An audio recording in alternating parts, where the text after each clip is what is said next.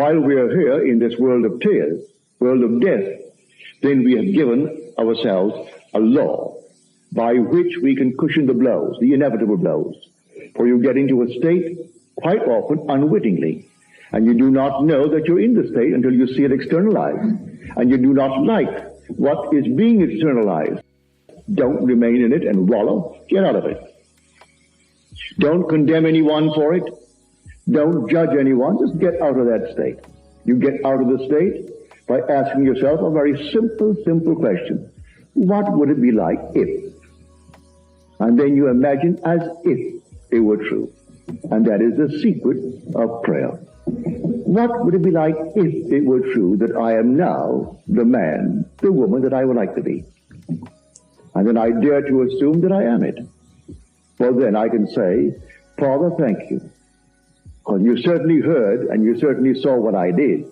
You cannot encompass me as the deeper self of my being, something that is my essential being, and tell me that you're unaware of what the surface mind is doing.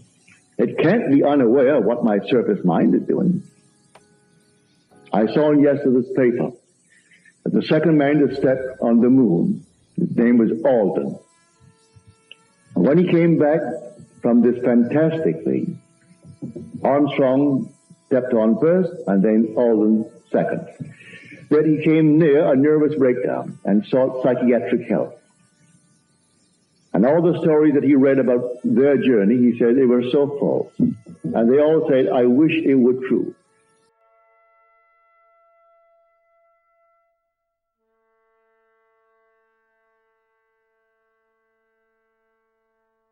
Not a thing that Life magazine wrote about that journey was true. Not what any magazine wrote was true through the eyes of those who had the experience. And then in the article, it quoted a thought of Jung, Carl Jung. And Jung said, long before any man ever stepped on the moon, it is far easier for man to visit Mars or the moon than to penetrate his own being. So you step on the moon, and it's a fantastic feat, but that's nothing compared to penetrating your own being and finding the cause of the phenomena of life. To find the Father in you, for that's where he is. He's not outside. And because he's not outside, he is never so far off as even to be near. For nearness implies separation. So I can say, I and my Father are one.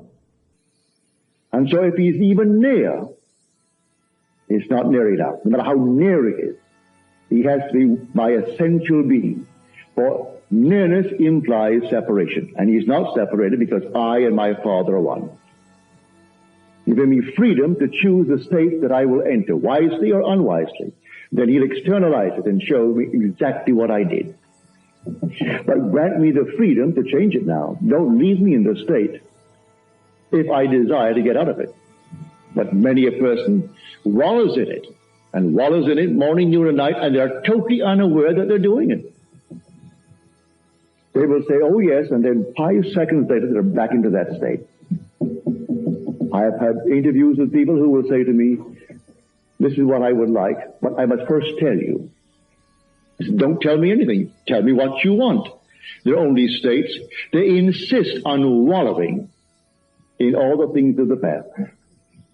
Like the little old lady who insisted on confessing time and time again to the priest. And it was some little affair she had when she was a child, a young girl. And the priest said to her, you know, my dear, you've told me that over and over again. She said, yes, but I love to talk about it. Well, that's the story. We just love to talk about all the miseries in the world. But I tell you, forget it.